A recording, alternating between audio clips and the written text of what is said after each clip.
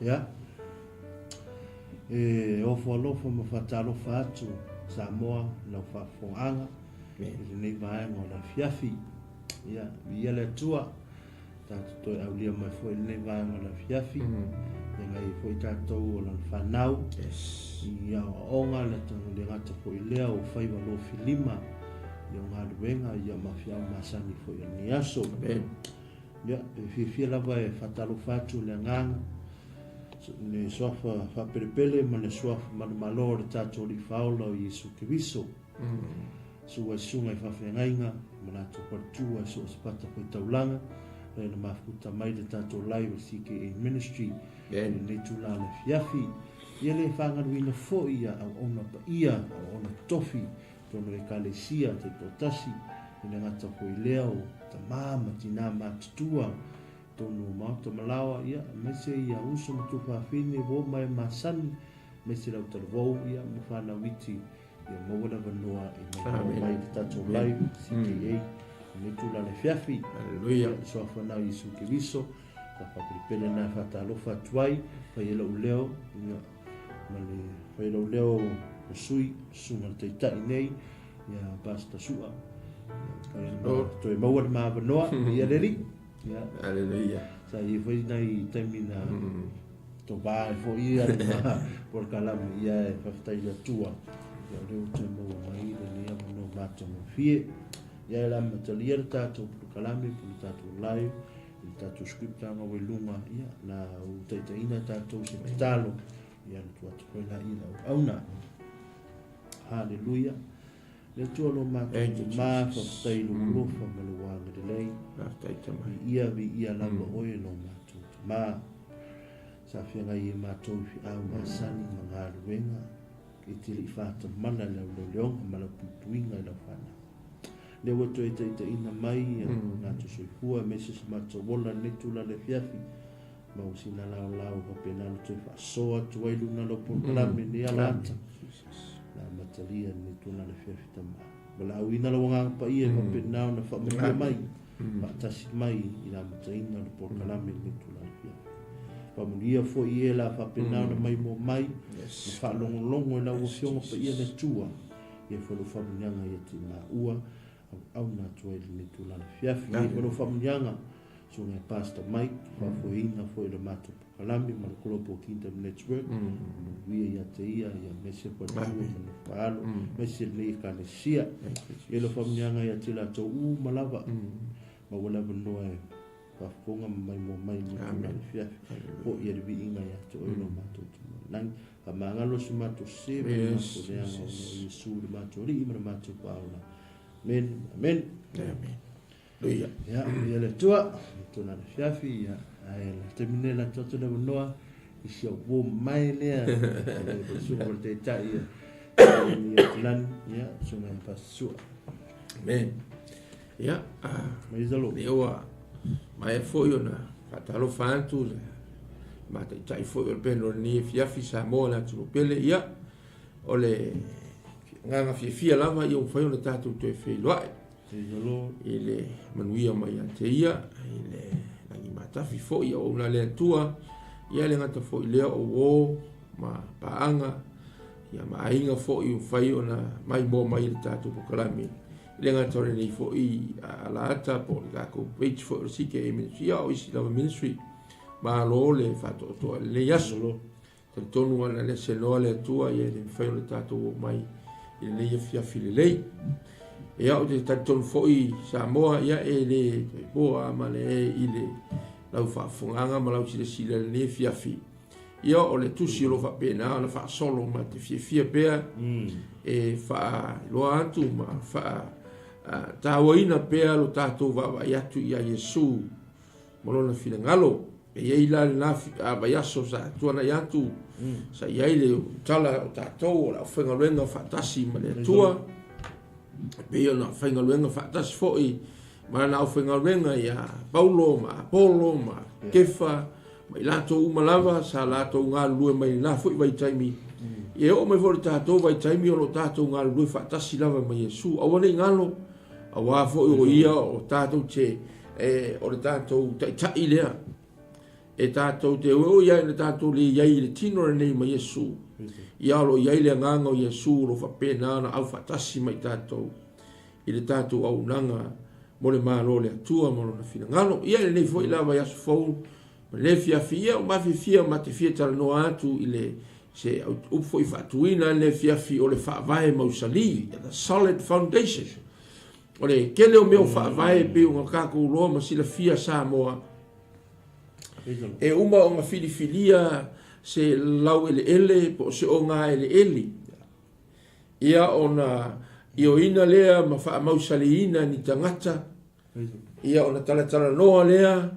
Ia ma wha mausali ina i se malilienga a le o se ainga, o se nuu, o le malo fo. Ia po se atunu fo. FAAVAE mausali ila pe o na tātou iai le fiafi. Wha pe nā fo ia le FAAVAE pe o le tala noa ila apostolo Paulo i le Korinito lona taapule se tolu a o lona whaiupu se fulu se io se fulu fitu. Ia pe foi la na sila fia sa boa i le fiafi. E ai lava sa moa na te le sila fia inga le meka o le FAAVAE. Ai, o le FAAVAE o le mele mua lei. Ai, pe o le whaiatu a whai o se fale o la whapena o le whausia. E mua o le whai FAAVAE. Vai ai le fai foi FAAVAE e fa penga o sa ili le leise la o le ma se fanua ai e fa penga nga fa ta tia ai le foundation le ma FAAVAE ai nga luenga le e fa penga foi la le fina ngalo le tua ya Korinito wa mau le no o Korinito ia o yai matangata o lo fa pena o na nga lue ma no foi ia o yai lo ma o na le tua ia pole au whenga luenga le atua pe o la apostolo o Paulo. Ia mai la tau na la tau ngā lue whatasi.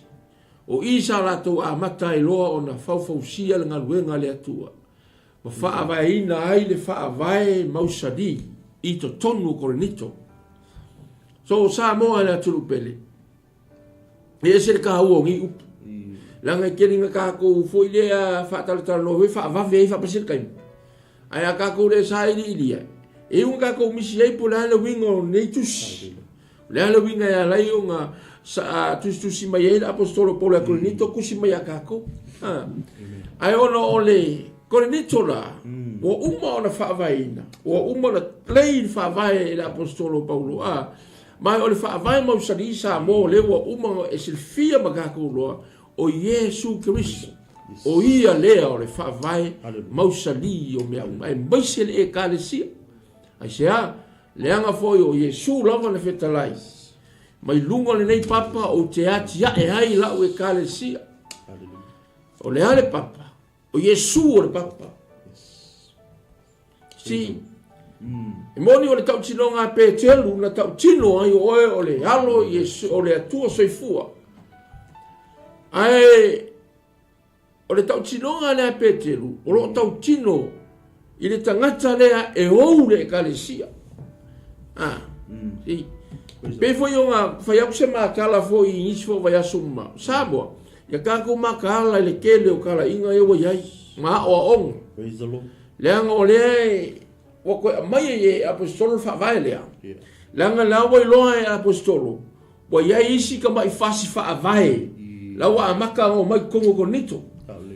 See, they will here and there, far, where they come inside the Corinthian church, they try to destroy that foundation. Or they try to come to visualize their own foundation on the top of a solid rock foundation. So, me foi na lea sa boa, e no e peia Maria titi. Ai e lo pola titi mai a Yesu. Dai fai foi sa kangi e kala pispa e fai sa kangi a veo ia ma fitu o le mana malamba. Si e se kia ia kako. Me foi le au foi ngai e va veoso ro wika kangaka. Ie au ona le atu o fa pega fa soa mai tala lei. Fa longo. Pe mai le ri. Po le kala le lei a Yesu. E po le tala le lei a ia lava. E ai mo le oso kwa you know a kere loale me foi banga ia fa tai a Yesu na ia fai i tatou a mai me ka o 5 cents You may be o le whaalongo, o le vaai, o le smell, o le tautala, o le touch. Ka koe ngā le whaalongo a hosoro. Vaai, whaalongo, you know, kango iai ma. O le me foi la le whaavae lea maki whikala ngoe marana o le. E leo se ka mai whaavae, po se ka whaavae malu lui. O le FAAVAE MAUSALI. E po le ala le kele o mea e whiangi ai. I lunga o le FAAVAE lea. E le mawhai o ngā. O whai mai Yesu i o lau se. Mai le o e whai ko o se oli ngane whaasanga mai. E le mawhai o ngā mangu mālo i ai FAAVAE lea. So le me foi le sa moa le atu lupe. Le ia e pia ngai whai upu ngai fiku. Ai a ngoa nge fiafi. Le anga o le kele o isi mewo iai ngei. Wa kele le mau FAAVAE. FAAVAE mai I, FAAVAE mai o, FAAVAE mo le lopo le FAAVAE. Le ki ofa mai la apostolo ya. Wai. A fai ya fai sa o FAAVAE. Fai ai o la vangi ku sa FAAVAE lungo FAAVAE le. Don't ever put any foundation or lay any foundation on the top of this solid foundation.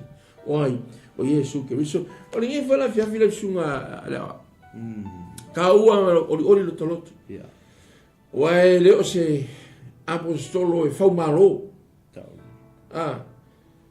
Pea o nga apostolo fahali me Yesu. Pe o mimika leo mimika ri kelo e kalesia malako faia pe kelo faia Paulo. Ai even ai apostolo. Ele ai masoko lako langona fa pea. Ma Paulo me ala ya lako. O lako faia foundation. O Yesu.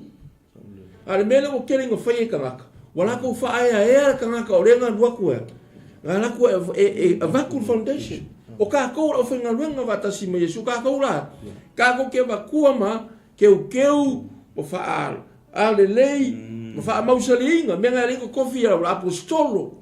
Perfecta. O ngai vai feau o faia haonga ea. Ele ora ko ongi foundation. A olea all the foundations of the solid foundation. O ila ko olea o la to o FAAVAE fe soani. I le FAAVAE MAUSALI o Yesu. Ayo. Longo winga o ila to o mea lofa to tofia le atua. La to te soani te tonu atina ino le kalesia po le tino keriso. Ina ia malo losi pea mo lea. Mo le fina ngalo le atua. Si, pea nga fai aku. Vai whaafonga fo la oe i le apostolo mga sauanga. O kele i manatu o mawangei. Well, Paul, Jesus show you, teach you. It's always giving you a revelation all the time. And I mean for me, wait, mga ko kele i mawangei. Ia o ka koula. Nga oawa nga whaali mai Yesu. O wano le awala I tamaseko e whaali mai Yesu. E le ia la sasi apaskolo soso mai e kia. E me mai apaskolo kele I mangaku o mawangei. I don't think I receive it. But the only thing I know is I pursue. Okay, ta mo e puno wa I pea. I'm still on run. To who? Where are the marks? The inline. See, me voy a le Samoa. Wa ai al ka FAAVAE MAUSALI. Ai po fela ai. Me voy a le ngoga pe fe mo wa I teo kangaka. Yo la to manatu mo la to langona. Le anga le o yai le FAAVAE le. O tusi foi la na apostolo Paulo ia Korinito. Le anga u falong hoku la apostolo. Bo ke le FAAVAE wa mai dunga. Le la vi foi dunga. Ai ngi ka o yai. O le mangai ia. Ke le FAAVAE me apostolo. Ele ai sei si FAAVAE me fai ko ku unga dunga FAAVAE le. Is no other foundation to lay on the top of this solid foundation. Yeah. O sia kama I whaaila me aku le ngi fia fila su. Ma ria I o kusia. Wa fausa mo ale mo fo ngi fai upu kas. Ia fa uma vai aso le ngi fai upu se lua. Vai ole. Upu le tua samo oka. Me lo fa kuma ngi ale I ki o fa mai Solomon ale e tavita. Fa mai a o la wo fionga o te teu lo loto. Te teu fa mai I le po mahao. O ke saili la wo fionga I le hao a toa malipo. Me voi le aka ko yai le FAAVAE le MAUSALI o keriso ki fa ku Samoa. Fa ya Samoa le wo ko ya nga Samoa in me ka ole turn back to the foundation. Va ai ina fe tu olo wangi ngia le fa ai longa le o Yesu na maliu mo Samoa. Si va vai le ka usui ka ko pesele. Iki o ka o mai lo longa mafa. Well, for me, wo ma fai nga ka ka. Kiri kai nga fai nga ka ka o Samoa. A ole tua Yesu na te 𝚟𝚑𝚎𝚘 oi. Ia nga vai do angi malamangi. Ni me la o mai. Ia e fa MAUSALI ga ko fa MAUSALI. Ai sunga. Ola o ngi fai le ani fai ko ka kusi ao. Pe o ka lava vo ia kai. Ya le tua la fiafi amen ya ke kailo ya i vo ya se va fonga mai o ka ka mai mo le kula fiafi ya se e fa ra faro mo sa mo ma lo fa so ka bu ka la basta ya le tua le tula o le fiafi es hermana your topic foundation o si la mo esa mo le tula la fiafi o ferne FAAVAE lo ainga. Where are you placing the foundation of your family right now? O ferne o FAAVAE lo ainga taimine nei. O ferne o FAAVAE lo wolanga. Ona o fa so ale al tato tusi por tato por kalame e le malolo e taulongo longo pea. O le taulongo longo mo aso ia na o mai. Waso feita. Tu ana fa malosi atu istato por kalame. Ya tutu mam. O tato au na o malo le tua. A te loi. Ya fia fit leo feita o tato tusi. A fa peo nete ina lo fata si malo a inga le te mai mo mana fia fili. Am te le felo a inga mana o mio e le tua.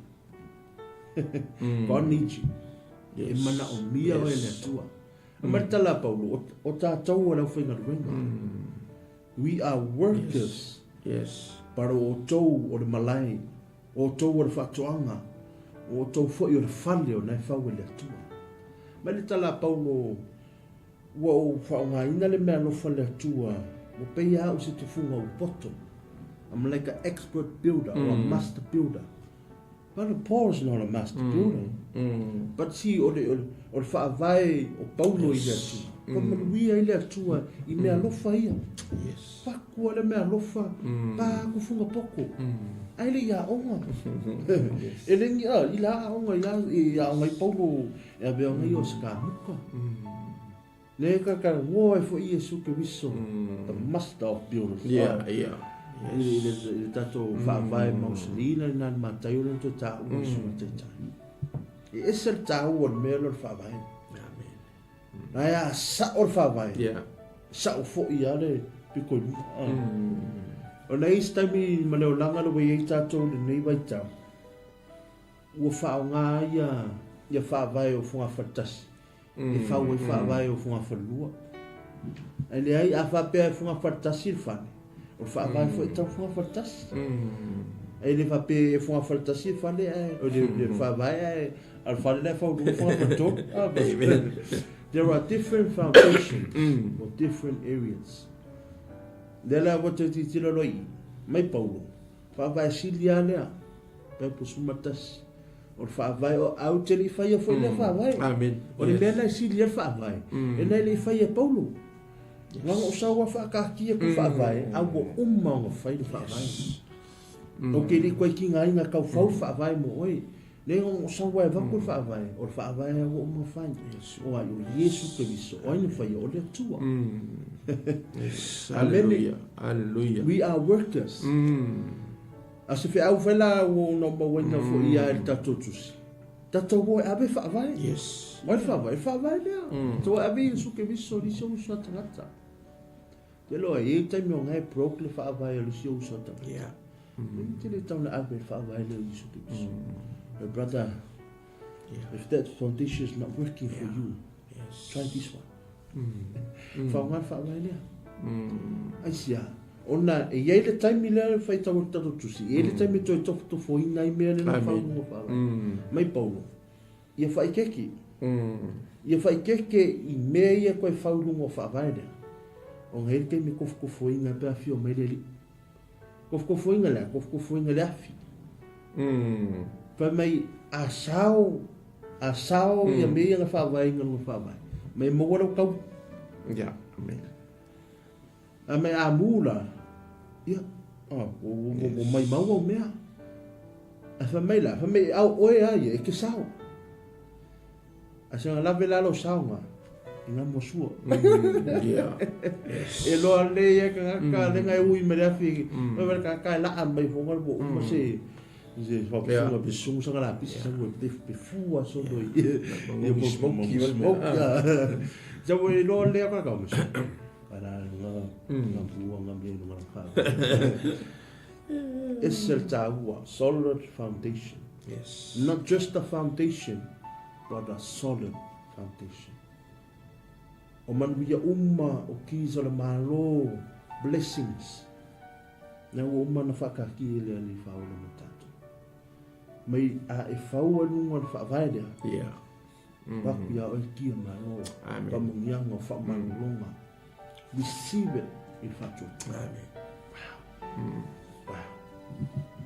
Ero au mata tune le taua lo tuku mani sala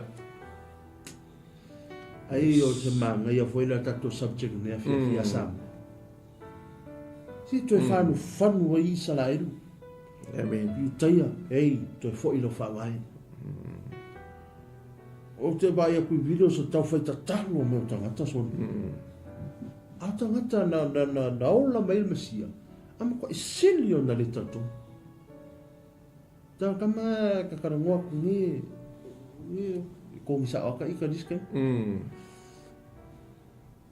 koe whangu I FAAVAE koe whamanatu I FAAVAE mai paulo kere sau ma FAAVAE foundation da rang kainu o mana whai e na tua pauan mea ule whakakia hui e whau e lunga tatu ainga wow e se mana I raka kuskuta saua mai le amatanga mai paulo walewa no whitara no atu me a ano ai le mawhai ana tu te le mana mai saula ia ki kilo meo television si kono o kalesia pa melisi o il ma ia la unga lea pa melisi o ngai le ke kuskusi lea no o mea nga le tutupo le langa nei mena le tutupo le langa nei pena tau fo sunga te tai ia la unga le wa tele wa I la unga lunga social media but you need to see vamatala tu si joana ia tofo moi tofo mo tofo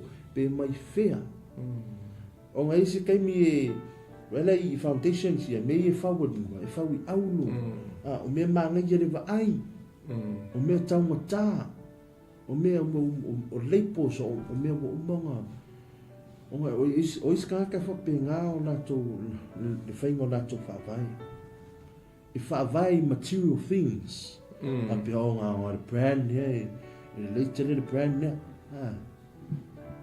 Ora tau o FAAVAE o tono longolanga mai paulo kero kana mo ku farikingo kana mo ku langa faleanga o leva ko loku angai pepe al ko langa faleanga amen kama ko ma ku kua ya ke yes ai ala na mafu angale wena pepe o la to langa ona le o le se ma FAAVAE eska me mai la ko teaching o Yesu ar FAAVAE ese FAAVAE e FAAVAE mai mi isi mea talaina ai mana ye yor fanu ma te fa manatu fo yes o tatu puka na me le sauni fo Yesu te tai o le FAAVAE MAUSALI oai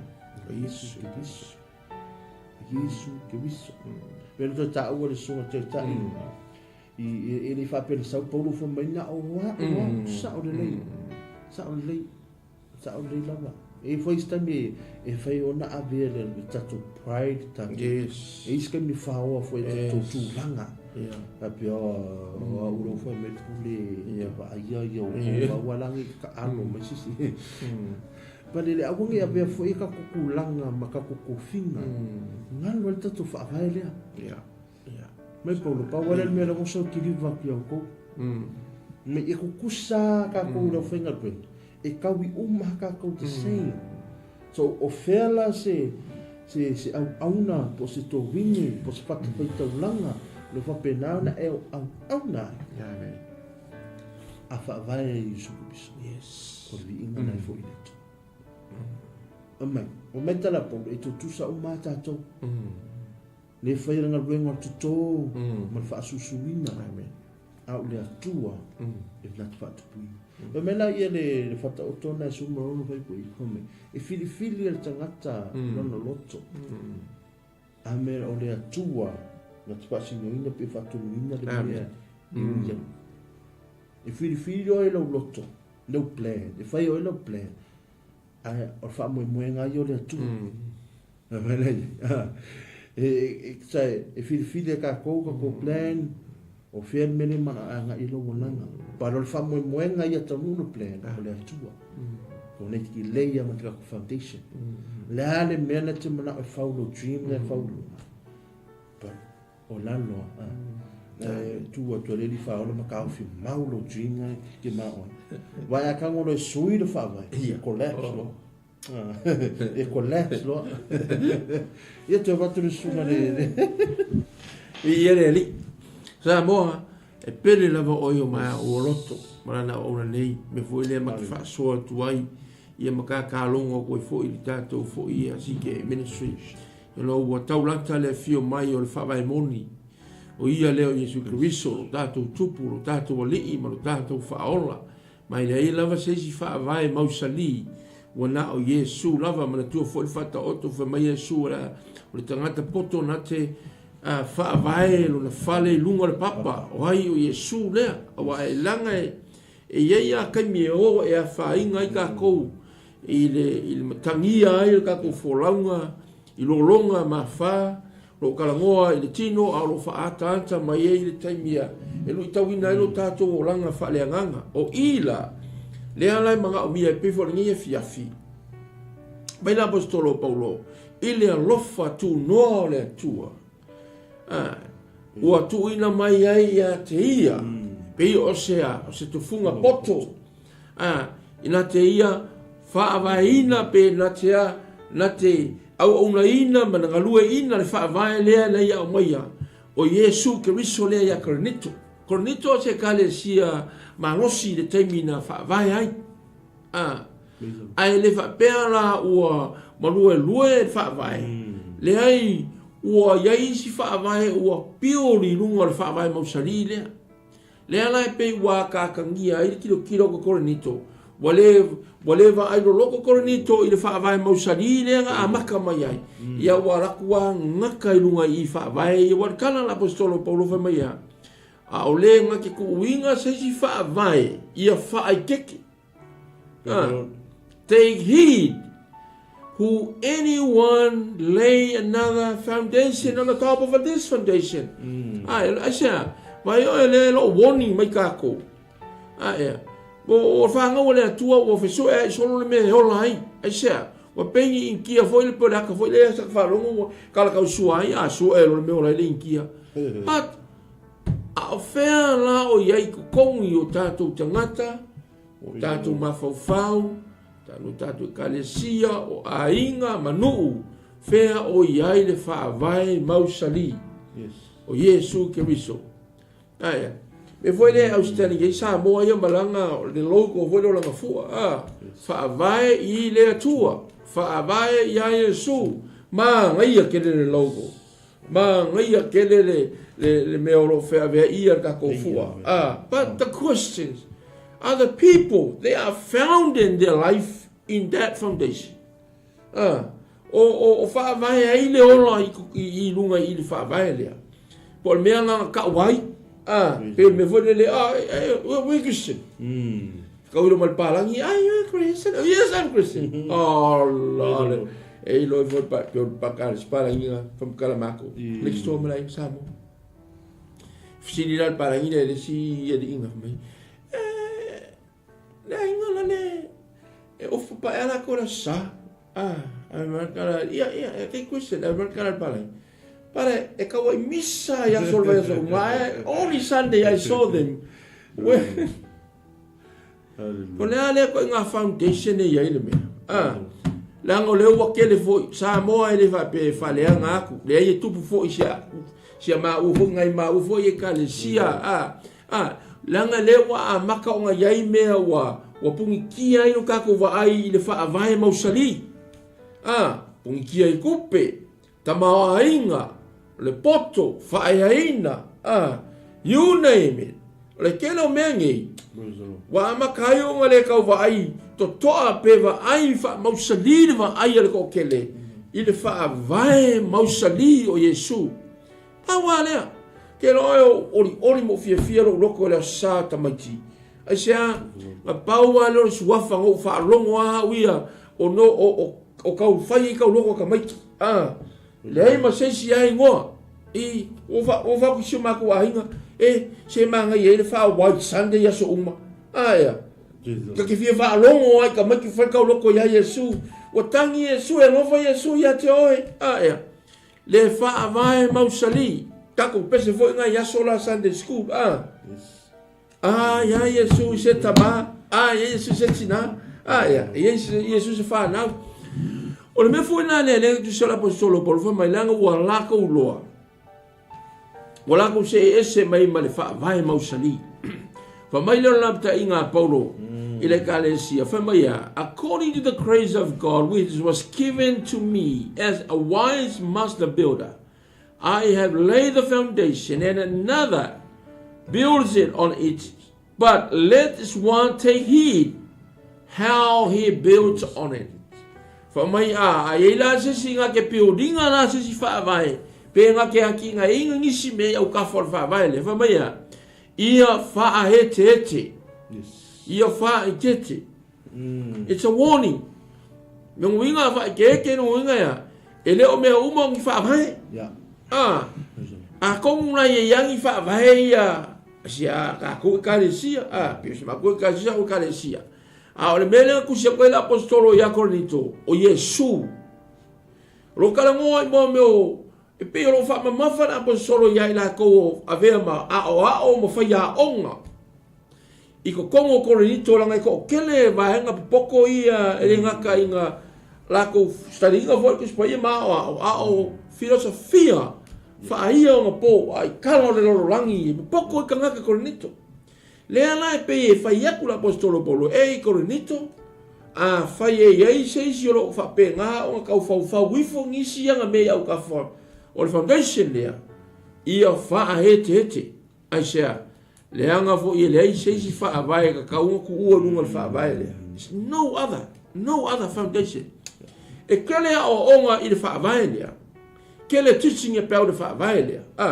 you know e kele ya sermon about the FAAVAE ai o FAAVAE manga oi Paulo ia aua ngai ku ia lunga se si FAAVAE ai sea le anga the FAAVAE MAUSALI it's a solid rock vai kala vai no kali se la apostolo vai o lau kalesia o te FAAVAE inga I lungo le nei papa e le mesu I lungo le ngeongi la I mission pay o lai o salema ave mai I lungo le papa si le papa le kai mosi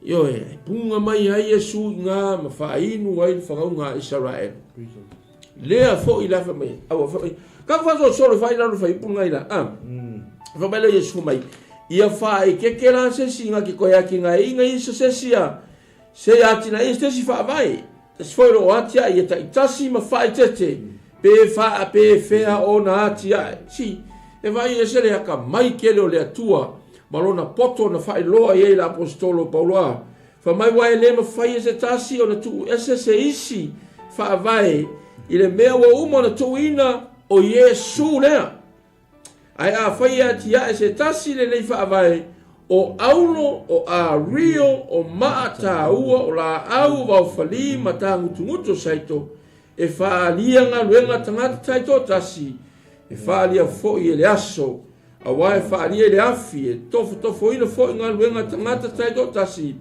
i le afi po ua whaapewhea. Wa ina ore ka hua le mea le whamela apostolo Paul. O lo kalangoa na apostolo ya me o onga se false teaching, false prophet. Lange pi fōringa mai e aulo le mainga. Pe aulo le a rio le mainga. Ai makua lea, le ai ma se mausali. Pa mai le ioi, pa mai le lango a mio la wari ia. Le au poko i kongo Korinito. Le ia feo iso le Korinito, mfa le anga le kare si Korinito. E ai le aso le li. Mai le apostolo Paulo. Korinito, whaalongo mai o kou se. Awa kou ke se ki e kamanga e pe ia. Pe se aulo le maingo a lako wa. O lako la hunga, o lako teaching. Pe ia mai whaaleanga i foundation lea. A ia o kou loale le. E iai le aso. E whae loa ai. Le mea e ka o lea. O le foundation mo i alo o whau e kukongu. Whau e runga mea ngai. Lo karangoa le mea mo o se. Le whi mea o le aulo. O le ario. Le kelo ngai mea. Le wa amaka o fa mangaku aku le apostolo Paulo e po le lava le meka o le aulo ma le ario e ia le kaimia e show ai le meka o mo ia la se fa vai mo so ia i fa ke la apostolo fa fa le li awa ro o mai kuspa ia mo ka ko ia fa nga le apostolo Paulo fo ia on time e ko la langa mai i lo ka ko vanga kaimini vai kaimini se ele se me foi le kako que fiquei nga e be ka pe o ai sili o ai sa o ai ka kia ana me la apostolo Paulo po le ala ma ko nga foundation ku lu nga fa mai o foundation aulo foundation ario la foundation brother yoi vai yoi fa mai ati o le ario o le makaua o la au va fali matangu tu saiko vai e fa alia nga luenga tangata taito tasi e whaalia fo i le aso, a wae whaalia i le afi, e tofo ina fo i ngā luenga tangata taito tasi, i le afi po o whaapewhea. Wai ba ila o e le mele whamea. O le ala le ko i ngā fia foundation ko i ku runga foundation lea.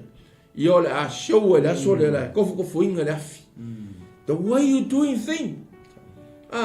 Wa ai po o hai lea e ka po e inga lo o langa whaaleanganga po ka po e inga i le FAAVAE MAUSALI o Yesu po ka po e inga ngi mea ia doctrine ya le loku a ia kasi ngā mei upia wea le tino keriso ma e kare se keriso wai a e lo ngi mea ia fai I'm sorry o kasi ngā mea e silmanga ia pio si le fia foi kongo kere kare sia ia i le meo FAAVAE tu la fo FAAVAE ngai ku se kare sia kasi nga mea ya ke a fe o maloku pe o se le doctrine por ku spa ia i kongo le kare sia it's really true why never me la pascolo por fa ke esa la ngai alo i kuore ska se nga malu ase mal fa mos nga alo wala iwa kali kongo le Yesu le kali kongo ya mo hapi vai la le nga me asiko kusi ya Yesu ale o ko skola ya so Muhammad so kwa ula onga sia la wa maka nga selfa vai la ko kau manne aulo golden la la me va fali fa mai na apostolo Paulo faila o le me nga Korinito ko ke lo inga e tofo inga me nga ile afi asa le nga ile ula sa selfa vai le o le FAAVAE le ia misi me ka kia lu la o le FAAVAE o uma o nga pa mai o le FAAVAE nga ka kia le tua ai le FAAVAE inga la la kasi nga me foundation ya FAAVAE le tua fa ka kia le tua foundation le before anything begin si me foi da sabo ka ke fiu e sue po felme e kali o me uma he is someone Jesus Christ. Ia langa le hari umar ka fai up. Ilo sunga. E o whakaka karakalangi. Se mangi. Si. Pio vau fali. Io kamala ko lokali. E pe ko mangi ia le me. E hui e kalali. E fa meia. Sawa. E fali. Le winga le kala. Samoa. Be aware. It's a lot of false teaching. and false prophet. Ukere kusinga ko po ai, but you know it when you hear, and then you go and study. You go and search by yourself. Ya ka fo ia e si dia lo ka face ku spa ia fa tau so e Isaia so Jeremia. Baby, you know, ka ia mangai perfecta vem koi fa kai le tua I me alofa wo ia fo ina fa mangui ai au onga le tua lo ka ku ia ni vai kai. Paulo ia ia perfecta o tofi le tua tonu e kalesia manu ma tru mangai apostolo ya mana ya o mana fa ya onga na fa evangelia fa fitai le tua le orako o mai le opimoni ai ya pe ya o va ku samo le a fa inga kupu le kai mi Korinito ia wa ma kupu fo ia nga po i mamao le fia ma fe ka usanga ai ka ko kele yo mai le kai mia nga maliwa Yesu sa kupu fo ia le fo o ma temo Yesu ma apostolo ma ka kon kamingi o le lava kupu me le ni ki ova mai Yesu la na o ma tayo lu su ma fa mai ya yo ko fa ke kele yo mo po yo mai e perfecto pelo ma wa pelo ma ko fa sehinga o ko fa mai ya la i ole fa vai la i fa mai me su de hai I'm here o a o le I le ala o sa ungi na apostolo e kufa aku ya Korinito le angole kelo me yo wa pongi ki ai va I Korinito teaching false teaching wa ka fa sa mo ele se me fo la ni me ku mo le fo ku e o vera ku ba Korinito e le ku pu ya ka ko e fo e ka fa no fo ko e ka resia o ka o se Heavenly Mother. Okay, you will more of so you can walk going to fa finge mo Yesu fa you know what we need Savior, the King, Jesus Christ, the foundation. Oh no, don't you know we got a Heavenly Mother? No, not only Eve I know. Heavenly Father created Eve and Adam. That's where we born in flesh, you know. Fa no me ka ko tino no yo wo mai sia mau mea a le fa samo ai ko anga o fa ka le upo Yesu I le fa se ya o se si ni si fa vai le ka wo le mai fa vai ka ko ma ia la yo li fa mai ia ka ko fa ai tete wa vai la me nga lingo boni la apostol why la me le fa me la apostol la ngai fa I keke la ngai ele a so testai e tesla le afi io me foi la le a o le ai fa vai ya Yesu praise the Lord o e alanga o e ia o a fe mai a o le aso le ia e test uma le afi o ala me ka ko ki faia o lo ka ngo foi la apostol at the same time I o ka ko nga ruenga I te tonu ya te tatou e fa alia mai fafu ai sea la lo ifo ngai ka ko ki kilo ia fe mai ka la tu spa ia fe mai a le angolo I te tonu ya te tatou fo ila tatou le malu le atua. We are the temple of God. Le la makaka mai kongol ka malo me ka ola. Ia FAAVAE MAUSALI ko kongol le loto. As we say at the beginning of these messages tonight, ma fa ka o se la ele. Se no foanga. You know, we know it the build le fale. Se la ele la fa ku in the land, solid land. Alewa makaka mai na boskolo ko maya inside the temple of God means you and I. Tapi nga foi maua. Sa mo le va pela va makala va pe. Hello di mama u fo. We so persevere. Before na ordeia, o se panga fa penga nga ku fa im sa ilia ai. Ifa maro sia fo ile fa tu fa ku ya o sa mo. Awala ngai kelo kami pi ka kele mo mai si fa lo tu si Korinito ya ve ngi mi pi ka fa so le mua kai kasi kai lu fa ya mo se me nga mo lo ka ko au nanga man ko la sui ka ko au na fa tasi ma kemiso ya o le ala wa ka ko kilo o le ka ko au mo sili la le fe me ya o ia o le FAAVAE MAUSALI ka o ngi me abas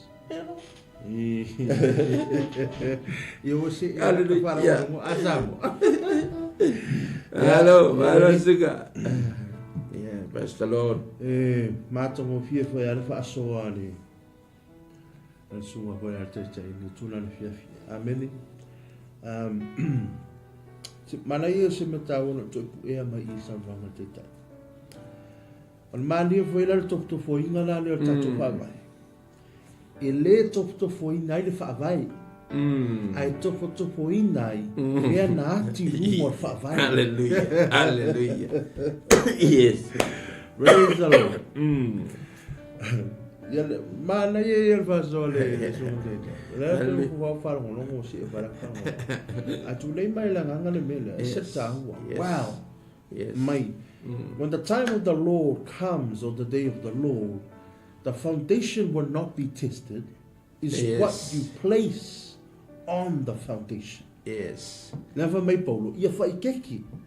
O nga ele koe ele la mua.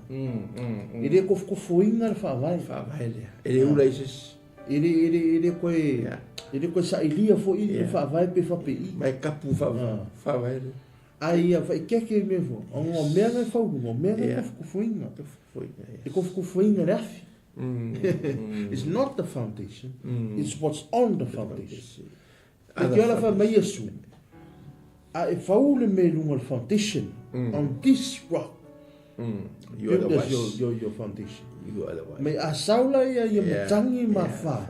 E pisi mai. Ele a faina. Ele a faina. Aia, o nga le ke lunga le foundation. Wow. Thank you, Jesus. Thank you, Jesus. Lelo ia samo. Ama toi mana ia na fia. Yes. Ia fai tete tala inga. Polo fasoina fo I o fio pa ia le tua. Ona le top poina le. Lo pule le tua, lo pule le top poina. Lo pu mana o pa ia. Pa e top poina ta ua. Wow. E top poina ta ua. So siaka Saka tau lata I fo ia so si de sila po sa ua vai po sa fa longo nepo. Vai a Paulo. Nona liwa Paulo fa ngaina le tua. Au na mo Yesu Kristo. Sa wa Paulo tala I mai na Yesu, na Yesu, na Yesu, na Yesu. Kristo. Nothing else. Nanga e tatu po kalame o mavai atu nei masina. Mai Paulo. I will blank out everything, but leave only one thing, that is the death of Jesus Christ. Yes. Wow. Hello. What a foundation. Amen. Amen. Amen. What a foundation. Yeah. Wow. Ele ki oa kele mu wasi ka mano. Aisia. Ele popole loki. Yeah. Wo mo FAAVAE no Yesu. Yes. Wole pole Paulo le aso e o mai ele liasa. Wo mo FAAVAE no Yesu. Nando ta ua mai ele sunga le taitai. Me ye faunga. Yes. Sometimes you build your foundation materialistic things. Yes. Ke faua ki popole me va ai mutata pe. Pia ki na makaka vale o ofu. Ave mai tala tu spaia si a maua se me te ai le aso via le li. Yes. Lava matoina. Mai fata auto e sili ona ai o fala ainga. Ai maua le fia le fia fani tono le ainga. Na lo le ai o steak ala i tele siles. Elenia upu sa mo upu spaia. Is the Bible. It is the Bible inside the Bible. Ke maua na tu so ta. Da ole le. Wow. Aisha. FAAVAE. Ne FAAVAE. Ava peo na te tau to lengi oe a peo es masileo leo mamoe. FAAVAE. Yes. Te no foto le vefine au sa no so te te. But sa mai le Holy Spirit. Lal se ngal benga te faia. O le se plan. Ben fa mele le tu se fata auto. Le mea mo fili lo loto. Ai e mana tua fa mo mo le tua. Ia FAAVAE le tua. Te loe. O matule mata pole Pentecost. Yeah, Pentecost. Samoa kwa yo fa mu ia u ya tato. Yeah. Ona na wola maya u yo utitiro tata fo na ka sa. FAAVAE le tua sa. Wow. Nga ka mu kwa kala lei il subar ko suru Samoa FAAVAE lo. A kongo foi se fe au ngā mo tātou Samoa, lai Samoa, le tele o mea lo tupu mai. Well, Kau koe foi fa. kau koe foi whawai. Yes. Yes. Hallelujah. Kau koe foi whawai. Yeah. Le tamu whaisi nei, whai ngā malo fou, e tau toi mo moli mai Samoa. Be vai lau, a matalona toi foi whawai. Roa mato toi sapalai a Samoa mea. Whato anga, le manuia, Samoa ro la tunu manuia. Le tunu manuia Samoa, le ele la ye Samoa taimini. Very nice. So proud, always proud to be Samoa. True. Samoa le tunu le ele manuia, lo ta oto e manuia le tunu. Pena foi nea tunu. A sa o le FAAVAE alo le tunu. O le manuia foi na le mea le ati ai lo FAAVAE. Wow. Amen. Wa le telo yo mea. Telo mea e FAAVAE ai tangata i lungo le FAAVAE. E toi fai lungo le FAAVAE. Mai paulo o iskaka la fa ma nei le ai. O le aulo te wai. O le saito. E vai stami e isi fo i ona. E isi fo i fa ko singa loko ta tu tangata. I le va ai atu fo i me la ia. E toi fa una FAAVAE. Me ilo ya. Me ilo ya. This is the foundation. This is the foundation. Ai ka dei. Sa mole la tala na huntana. Ele au na ho ia na matala no. Ai le matana me si tu lo matana. Mele makarango fo lo e kalesia, na le tawe kalesia. Ele lo stala hon va pe faleanga pe. Para poder mal tala le si le au ona matana no ko la sweme. O me matana no ko lo tu me na lo tu. O sempre. E sempre ko skama. Alors la matana no la va mettre la le so comme. Il m'a ko lo pu ia. Il est failli me. Ia, i vengi me fa Samoa mai ni. Ki ngai nga ka nga nya ma. Ia alu ala ia nga kana o pupu e nga kwa. Usa o mea ia. Samoa ele va pe que confesso o se loko e que le ki ngai nga. A ele ki ngai nga se me. E que le mo se me. True. A ele ki ngai nga se me ale afu se me. E que le mo se me. E que le langonga fo. Po le lo ai si tu lo se me ai e tele si singa lo wa ki ai e ki fa no ke lenga a foi lis tangata ai la le mena singa lo malosia e singa mai mea ma ko e ma o ma lo fi ai sia o ma mea langa e lulu no fa wala ya ko ke langa e kalisia ko ke le fonga tangata. They're trying to search something, but may only suffer it langa. But the FAAVAE lea, ai alo tala oi Samoa e te tau ona suffer lo langa. Ti tilo me ele fengo fear sa vaninga. Na fa metala isu o e tu mau. Se ia no toi foi mai. Kaole e mau tau. Mai wale tala po mai. A to foi na tu mau. Mau wale tau. Vai o tu sa utala fa pea. E le mana o tato por carame no we ni tulan fia fima no ale foundation. Wow. O kele yo tu pulanga ni vai tau. Wa maton se na foundation. Yeah. The foundation na tu e la tu matu.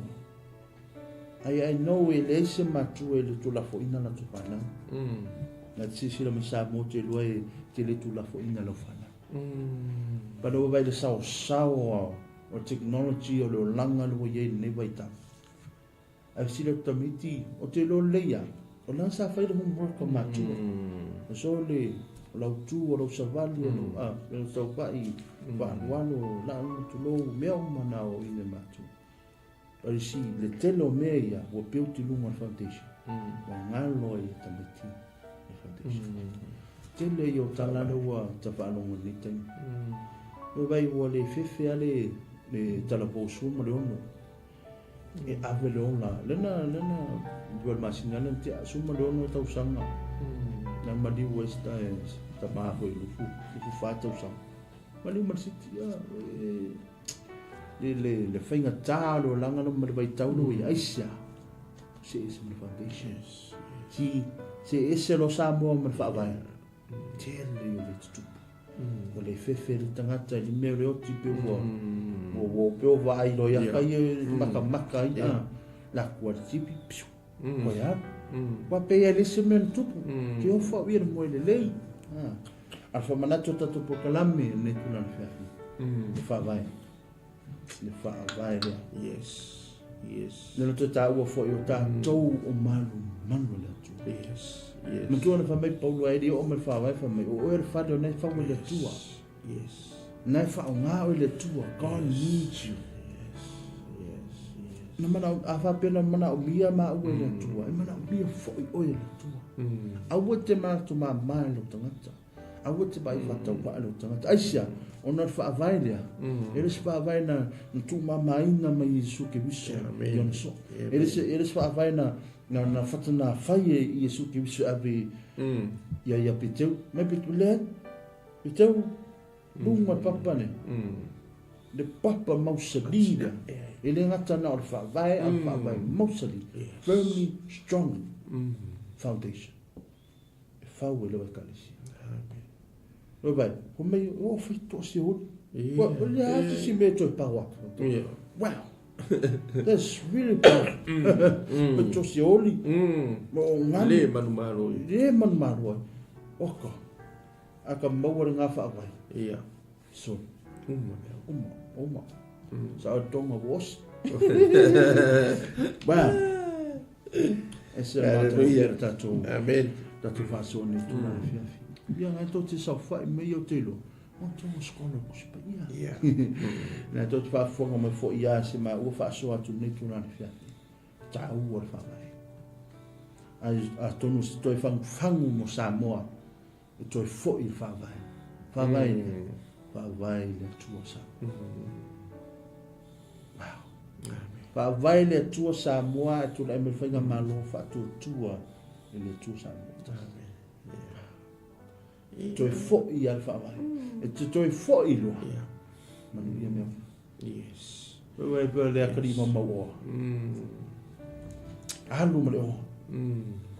O lusi e se man FAAVAE. Angare koe fo i mai FAAVAE. Ele koe Pege wa pege os. Pule no. Pe wana ka ku mai kengi o ai ki po. Alu o ai fa na u tupulanga tala po le te. Ka fafao so loa. I don't want to go back to my family. It's our parents ya. Eu sou muito para fini. Ai te li toi fo i my home. Ai te li toi fo i my tono lo ainga. Te li mau ni me FAAVAE. Oi, FAAVAE la ainga. FAAVAE. Po fela ta te o ai leola. E ana fa no ko iri me misi. Yeah. O mala, ko ki o ana bra me le tu hey. You have to come back to me. This is where your foundation. Yes. Ta tununga foi na, ma fa tu foi na ia Samoa. Tu Samoa, ta to FAAVAE ne le tu. Ta te se ese mai lo FAAVAE le o ta to ai tu pe singa ma. Kelo me ma tino lo Samoa. Ya, e ko foi ngalo fa mai e pasi. E mango me mu. E mango me mu. E pasi e mango me mu. Ya ta tu atu le sumare de dai un pa so ngule to pokala. Tai. Esa o a ver ba fo me vole me le foundation me le pinge vole e ku so fo po le ale ve visio a inga. Fa mai so e FAAVAE. So e FAAVAE mai pinge FAAVAE. Me ia sa le fu fo fa aka kula pala Oinga ka re pine. Mai so e va pe sa wala le kele mar ko pa sa ora su ka yo le kele mar ko pa pi ko le la ngo mau le FAAVAE o mele sa o le. pe foi le fa tai ya Korinito mera tupu e o ina i tato wa ka ko kele yo e Korinito a maybe se kausanga ma se kaimi sa o le lawa. Ia ka ko balanga ye o nga fo inga i Greece wa o I fe e lengi le sa e ngure kai mi fo ya o Laulu umala va inga Roma le i Korinito e ma ngi e yo mele fo ma le fa ka nga menga apostolo I fa unga I ka mai pokalafa le o lo ta ua mai fa mai o to te le loa ea o le maru o le atua o to chi Wai na o le matango fie kero le mainga la apostolo bele fa mai o to te nei lo o le maru o to le atua o lo no fo ile nganga o le atua I to tonu ia te o to fa ye fa le anga se tasi le maru le atua e fa le anga ina le nata ngata le atua wai pa ia le maru o le atua o to lava ia wai o le lau le apostolo Paulo pe o le whaatata mai la apostolo ngaluenga o hanga luenga kako ke whaia ia whaia e tusa malea ma le FAAVAE o ale whainga o ngaluenga o le whale le ala o kako kilo nge mea ka o le ngalu lue whaakasi le tinga ingo se whale e fua uma mea mea lo iei FAAVAE Bela le warning e la apostolo la vaenga le outside preacher mala au say onga la ko ke fale anga inga le me ka ola le fale le atua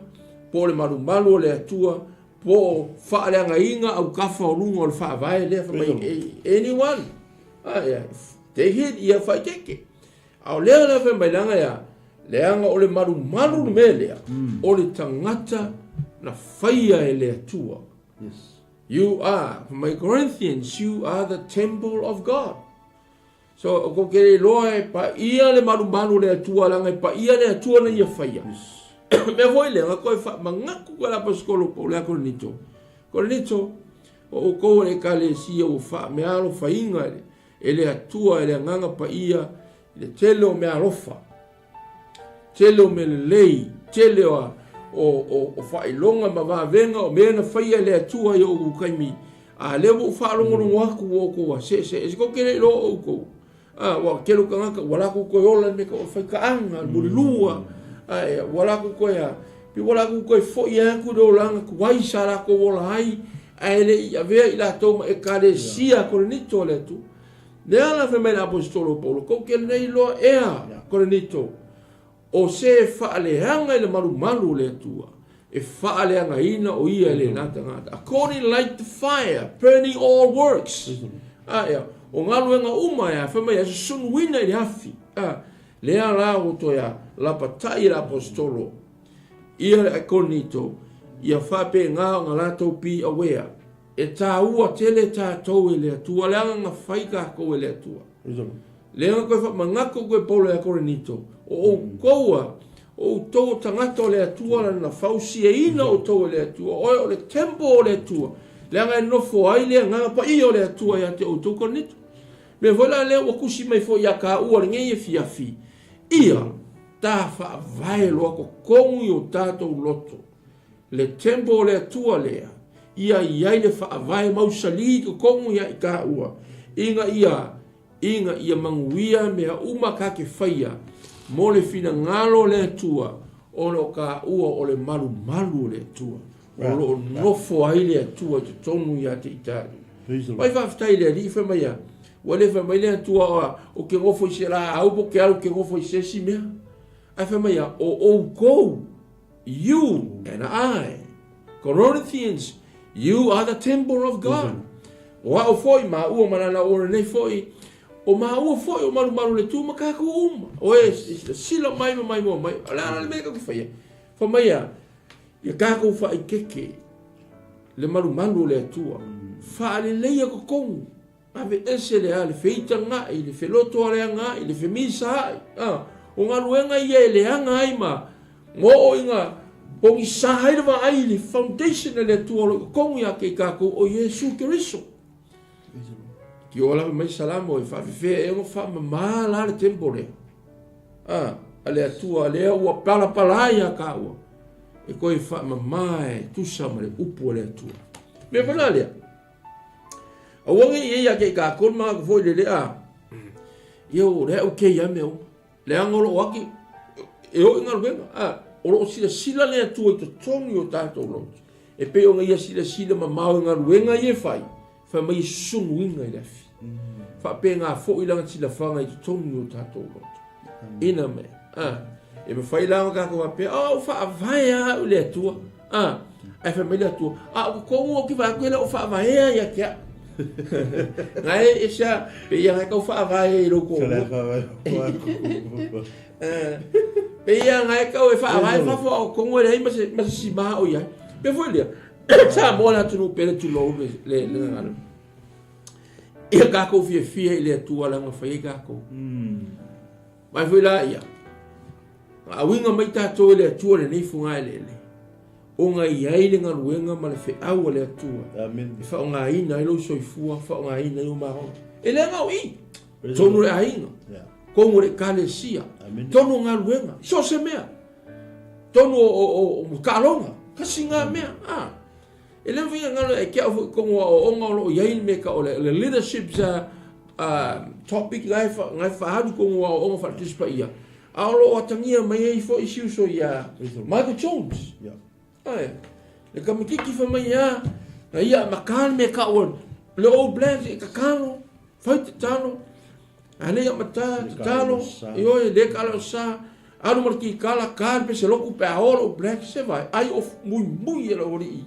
para langi ia si ngai uso si ngai kari anga e karki kala mai ko vai na oi paula le o number 7 pe alu ngi kora nginga pele ai epikia but is the number 1 best number 7 in the whole world asia la vo MAUSALI ya FAAVAE no mikile la ele nga musu vo iso kinga maina tan kiri kia ya ku pepe kalo black sangi ye kalo vai sa pa kile tu au ni soria ya oisi soria la son fu o las fit so la lu na kala le va person o ka ko wavale ye le tua ya ka o fo ma o we are the temple of God o ka ko le malu le tua ai na ya ka o le MAUSALI le vai o me o mai o ka o fo i me fai on ka kalia asia le anga lewa le me fai o nga malu lo inga ta o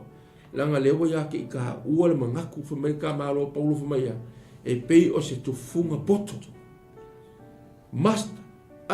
master builder asia lang wo ia FAAVAE le ma le FAAVAE le ai ma se me kede se pico ala FAAVAE mai o Yesu Cristo le na fa sato loina Korinito le yo ko fela mai lang lo sila mai fongo le tua oi Korinito ka ko vo ngi fiafi o ka ko malu le tua. How is your temple right now? Well, o fasili le. E fasili ya mo ka ko uma fia fo ya kyo fi ma. O wa mai lo maluma. Fia lai FAAVAE ka ko maluma. Fia le FAAVAE ai o maluma. Ka FAAVAE ya Yesu. O FAAVAE ai me voye mungo fi. E mungo fi. Ko e manu lungo fi. A pio le ka fa e kala fa ka. Pio ka ko ngi fa ai. Ali FAAVAE ko lu FAAVAE tamalo FAAVAE fini FAAVAE fanga ngai FAAVAE ngaluenga mika kamaiki ngalu ele va peka ka o FAAVAE ai tatu tu fa ile tua mo me alofa mo family yanga le tino nei ai FAAVAE ka ko ya Yesu FAAVAE le la MAUSALI le ka ke lo ai au na le tua yo ko au nga yo ka ko nga tama ma yo to tua ia ua failangi de fo la uma sala to ngalu lu me fo ngalu ngale tuoro la ko ke ku mau al FAAVAE MAUSALI ia le fu ka ko gel ka ko vai kai mi ka ko o sa ka ko ku mau FAAVAE ka ko lo ka ko malu le tua fa ngo fa si la ku ngisi o lo fa penga i no ka ki vai ku lu le i foi me ole social media la ko sa ai le si ia ele va pensar mo o ia kupe la buaka mo fainga ale la ngona feo yo ka ko FAAVAE you know ka ko le me ia FAAVAE o Yesu va yo esa mo yo o e ko kai mi ole a wakua o ia ma futa mo no tama ai fa belta la Yesu i fa ma ngalo atu ya ilato awala ko kere lo no la tofa wa yo ele nga ko ia o FAAVAE MAUSALI a o ia ma ia FAAVAE ngolo ka ko foi FAAVAE Pa le olanga nei o lo tātou ola. O a whea ki wha maangalo o ngā usu. O a whea ki wha maangalo o ngā kofi. O a whea ki wha maangalo o i siauka maa. Siaukinga. O a whea ki wha maangalo o i siau whangau. O a whea ki wha maangalo o i si au auna le atua sa e au aunga ai pora ngai fo i ki au aunga ai. Nei o lātou wharitua, you know, o ese mai mo lātou a inga e whatu lātou ola au aunga i mo ngā luenga le atua. O a whea ki wha maangalo ai. Se uso au auna, ku sa pe a inga, pe kau a inga. O a whea kako ki wha maangalo ai. Tonight. Le pōri ei. Ye wai whalongo mai right now. Fa mai le visiona fo ele kako fo ele ministry fa mai o ia nga ye sau mai le love, light and life. Ia nga ye sau mai le malama, sau mai le lofa. Ia sau fo ia e lave ina mai le ola ia te tato. Me fo ile samo. O nge ikaya i orika le koa. Orika le koa ia e koa le anga ke vi ika e le o rika fe mai a rika le koa hula ki pū lelo na loto e wha maangaro FAAVAE MAUSALI FAAVAE ai tā ua ia FAAVAE ai foi mai o tātou a inga FAAVAE foi le lea tū tātou iai FAAVAE kako ministry taitasi ka singa mea ngā piora ministry sorry FAAVAE Yesu FAAVAE Yesu FAAVAE o vai ser o sabe o que filma Yesu o herói meia cupu o faakaka it's a birth pain ne kalongo al tusilia o Yesu o sa o vai voi lá ele cusi falinga marana o kilo iso fongo fo ie fa kilo iringa pu o ku se faringa ele fa penga ku se foi ele pese ku se fai kau ele e mangaia fa oi mangaia no o le tusia mo le tai ala i tātou ngai au i ka ku se au i ka ku fa pe o a fe so Yesu o a fe le niu e a fe le mo fo pe so le fo le ke ia ke ai ke mau ki ngoa ma MAUSALI e lo fa to tu fa vai ma ia ka kongu e fa MAUSALI ia lo ka kongu ni. This is the living word of God. Yeah, o le upu fa vai fo ilea Yesu fa vai i maka ko u ma lava sa mo. Ia, e ni fa fiafi. Ia o kala ngo fo ka ia le so ni mai mala o mai ro la nga fo. Ia ka fo e fo re. E fo i ofisa fa sa lau ma o ngi ia o ki lo fo i lo ngota maru lawa sa moa o oe o le marumbalu le atua o ue kako ki wha aleanga ma kako te upo sa moa kau ki wha inga elo le marumbalu. We are the temple of God. Look after the temple of God. Mea kako ki whiua whika i pārangi e look after e pārangi lako temple. Ai lo le vali meu pārangi e whai pārangi ia. Oh yeah, what do you think? Falua ia ma meu makasomo me ka uma fulmat fai eu make up fai so jail ai sili ai nga totonu lo to otto i FAAVAE MAUSALI totonu ia te tato ina ia fai o ia ma tai tu funga yo tato ola FAAVAE o uma ona tuina Yesu mai la apostolo malato wa malato au auna iai malato wa fausia atu de tino leo le FAAVAE mai paulo le e le manga mesko ku ngo se mai lungo le FAAVAE it's already ba wale me ole o le fausia atina me foi de sabo anga le atu o hangi me wo ui ni foi vai kani o le gei vai tau ia la fa i hu fo ka usanga makala. You know, awa kau ke ko fa pe ora mo ka relax no i kau ke relax ai ka ko wa matalo i ka ko mo ku ora FAAVAE MAUSALI ai wo e fa pe fo yo ngona ai longa i se ko ya lofa ya ka ai longa i se ko fia ya ka Ai longa i si o feika uma ngaka ia kia. Wa ai oi. Bea nga fio mai Yesu. Inga ia koe wha mausali inga o kako FAAVAE mai ia. He is a loving God. O ia o Yesu o le lofa lava ia. Be foi le Samoa ave ia eu lamuna, ave ia eu manatu. FAAVAE ai o tā utangata.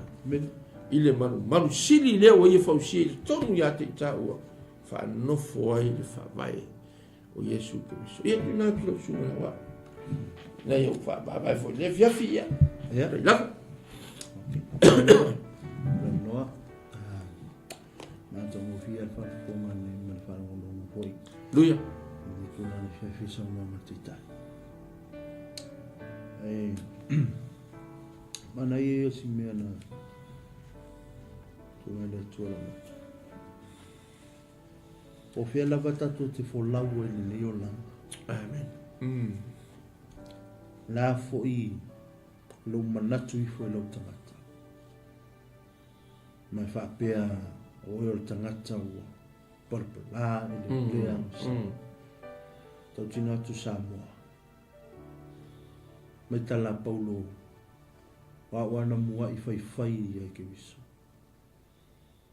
Ai loa. Ono na lofa. Mosu ia.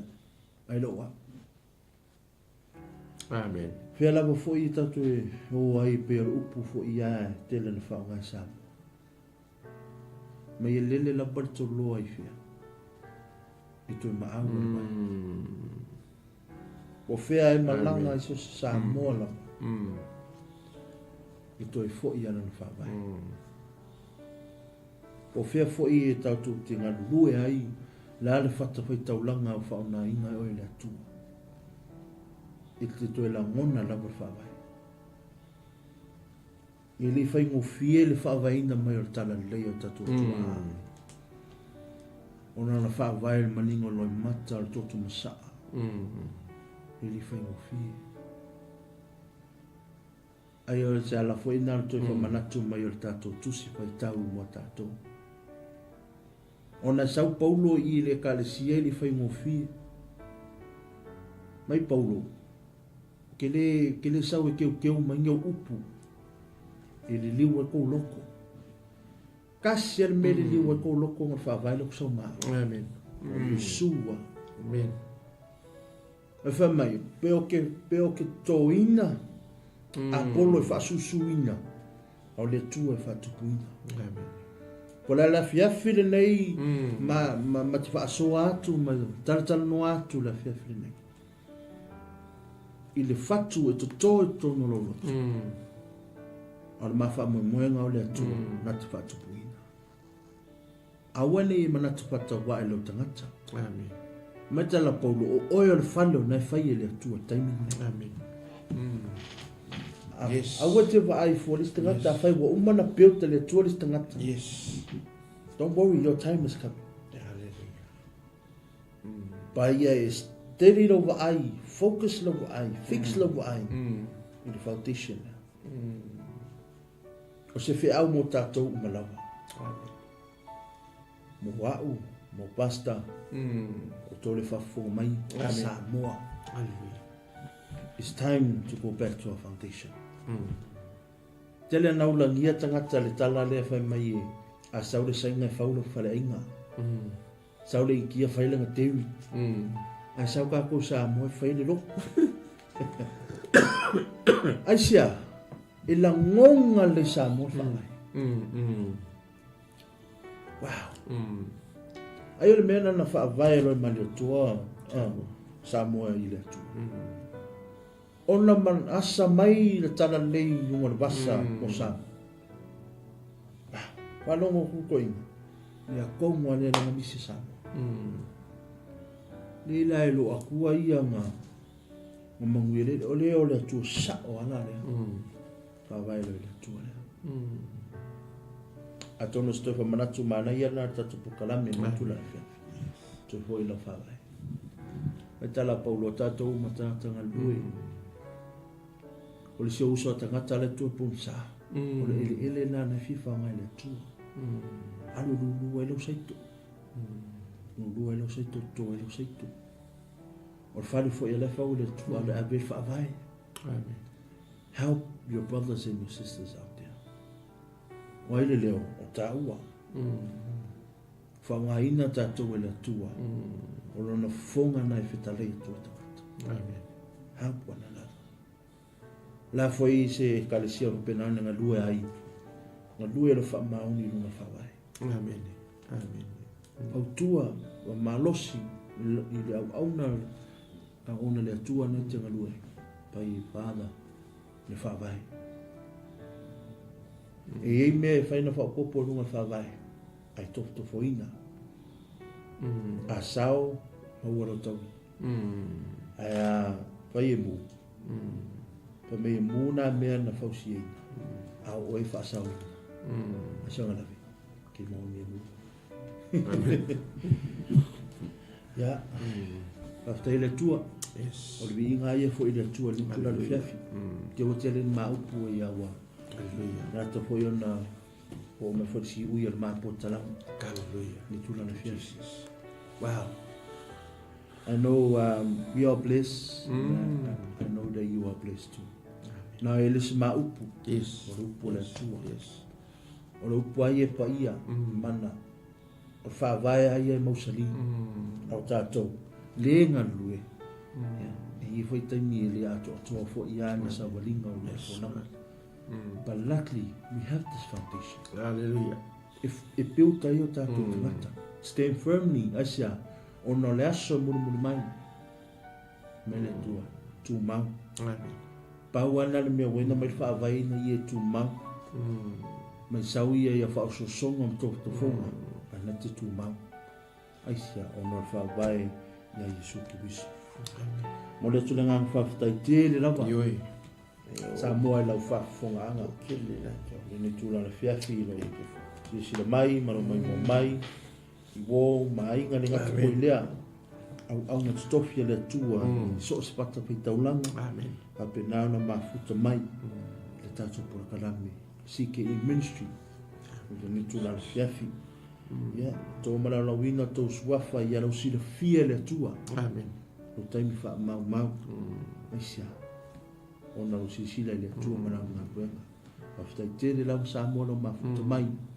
Tō upu mulea le FAAVAE. MAUSALI. FAAVAE lau ahinga. Awale tua mara le whinarana. FAAVAE manuia ai mea umma. Pa mea o fai tose oli. Isi mai a whāmu tangi manolo wā. Amen. I le so loia le FAAVAE asia. Ono Yesu ki pisole. Ya, basta I nei no te upupi, te vifai. E o whaftai tele sa moa, le mafuta mai le fiafi. Praise the Lord. O na fo le mafuta mai o le ngango le i lau te talo, ia mau kōmeni me fo le fiafi. Sau no fo tai o ma pēno le fiafi. Ia ua se fia le atua, ia lau kōmeni fo i o malau suafa. Tō telo I tātou na mafuta mai, te ngato tai o minsu te tasi sike ei. Ia nisi fo I o minsu pio ne ia I fo tātou Global TV lo whapena, le whalauloina, lungo le ea le tātou pukalame, ia ni manisi o pā angalo mwhaina, mai mo mai ne fiafi. Talo lava I le atua, I fisosoni mai na upu mo tātou umalava. Ni fui vai aso, a fai malanga mai Samoa, po nisa tuno I nei usila, ia lo whaatu le tātou pukalame, mo oe, mo ua se marolonga foi, ia mas mawhitanga le lei mo ainga I nei usila, ia pena foi o la atua ni usila, o Samoa, ianga le leile atua pui, fai ngā malanga o le auia, ia o nisi foi o ainga o lo whapena na uia foi le maliu, le lei foi vai aso, ma le lei foi vai taimi, ia le atu le atua ia ainga lo te whanoa, ia o no le avesea, ia o te ngata ai o le atua, ia o lo moe, ia I le aso tātou te toi lau tu ai, whaatasi ma ke riso Yesu, le FAAVAE MAUSALI, ia whaftai foi la nawa ona foi nei, ia mo te o le mapeno, le whafoi ia ma le whaunga foi lo whapenana, mai le atua, a tau tai e li po kalame, ia ma le ngang whaftai lava Samoa, le foi nawa yaso, au ki lo mal malos, ia, men, Whaianga hoi suma te tai nei tulana fiafi, ia, na Samoa le mako kalame na, ni tulana fiafi, ia, tonu ia whau. o mvia foi le tua lo fa fonga na foi se upu o le tau tamali o i tau fa fonga ia pala foi se tanga o le penana sasi atu ho i tau si la mai ia fa le tu o tu ngan ia avia ni fa mai na halu foi se ma ua ang sala tatu vai me tu na fiafi sa foi matato live mo sa tinanga fa tai tere lava so ngai pasta mai mo foi ina foi na mato kalami me kula de fiafi mission de ecalesia na to foi lea Samoa ya talo mai mo si ke ministry le ngato foi lea ko network lo penana mato fa ngaina na to foi lea Samoa ya mana tua Israel le talo amen. Please pray for the peace of Jerusalem. Now na le wina fo I ma continue on faali le atua ona vavenga luna na mu ale tu sa fo ya stalo fo I mo la tu fo ma fili fo I Israelu tu si suia la tu loto tu fo I mai le tatu vai haleluya vai ya Yesu Kristo ya tu la fiafi ya na fa roalo ya watu la mole le sumale teta tapulia fo I vai na fo I ma pokala se talo ya talo lo mato to mai le ye me lofa o ti vale ya mato le fiafi na te fo ilea ia e a watu lava le FAAVAE mi ia lava oi le upu na mato fa longo ai a oi nei mato malava le mato lo no ia e ma u foi foi ga lengo foi o fa pena ona ona pe mo o e mo fina ngalo e todo fo le ministry ma todo fo e kale si ese lo mato ngalo ai fa taile o to fa natu mai ai mato le ia mato to e fo il FAAVAE na ai mato ono o e lava ke riso e o me ma o le FAAVAE MAUSALI tono mato tangata tono mato ainga tono fo e kale si o nu uma la fanga mato fa ia fo tamai I tama matua ma le tina matua lo fa pena talo mai I lungo le fo ia la ta lo fa pena la watu ai le Global TV e ministry te itasi lo upu folfolaina o le tua maro malo ia fa mianga na yo matua au na stofi le tua lo fa pena au na so se be lava le tua le ngato le tu no tu fio le rola le ia tu ia la to mo na yo la tu fatua na yo te vo le tua le farina le matu talo tu na tu la to ia te e ngalo lue le tua ve fo I tai ni aso I luma ia wa lava lo malo lo matu mo le tua Israelu o lo no le tua na wala mai ai le rolangi nei faola o ke viso Yesu iu fa pena ona mato va ia tu me wo ia ai fa taile tua o lo e umia lava Israelu yo au e puia le tua o tamata talo le ia tu palmia ia marca peneta fo o lo malo le tua o Israelu ia fa pena ona mo le file mo poto mai ante oi fa tau te ai me o lava le foi so mato tu Samoa le foi so mato tu New Zealand lo mato no foi ia manisi lava o tu lo ia ile tu ala fa nau fa tu le ngata foi le o ngata Samoa uma lava Australia maisi tu le langi melika le tua ia mato te mana tu i lato uma mato fa talo foi fa to le fiafi le tua si ke ministry le at foi le suma foi tai no pena fa ulu yai ya la foi le ministry to mai ya ya le atu mo te tai uma lava si ke ministry anga le foi to mai talo fa toa le Global Kingdom TV lo pena la vantu ai le atu fe awolo malo ile aso male aso ile taimi male taimi e de mo fai le tua ona tu ua savanoa le lia le larolangi I fa pena o la fa lau te ina pe lau malo mo lo fina ngalo le tu au la tu I le ya la ta Global Kingdom TV ang le mo lo ona ya mai me fritua ya se la mai le fo ile tu mo lo ona ya pas freti man fritua ka le cielo tu no ia mo le so ni tele le tu